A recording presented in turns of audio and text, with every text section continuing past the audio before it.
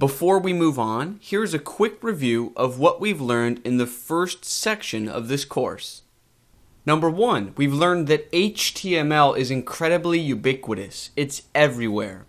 Obviously, every web page is made up of HTML, but even beyond that, once we start talking about device-native apps on your smartphone or your tablet, many of these apps have some sort of HTML rendering engine embedded in them.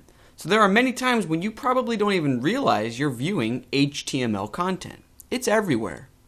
Number 2, we learned that web pages are made up of elements, and creating an element is like making a sandwich. The first piece of bread is the start tag, then you include the peanut butter and jelly or the meat, the content, and then you include a second piece of bread, the closing tag. Number 3, we learned that elements can nest or stack inside one another, much like the example of a set of Russian stacking dolls.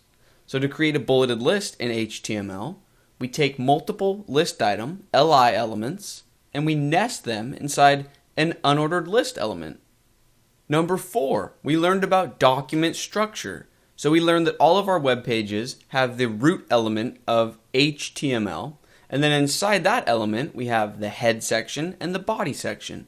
And the body section is where we include content, while the head section is where we include information about the page. Finally, number 5, we learned about HTML attributes. We learned that we can assign attributes to certain HTML elements to make them come alive. In particular, we learned how to use the href attribute on the link element to make our link fully functional. And we discussed that in future lessons we'll learn how to use different attributes on other elements. Just a quick heads up that if you have a spare moment or two, I would really appreciate it if you could go and rate and review this course. I hope you're enjoying the course and finding it helpful, but even if you are not, above all else, an honest review is the best review. And I would love for prospective students to be able to see honest impressions of the course. That concludes this quick review for the first section of the course. I'll see you in the next section.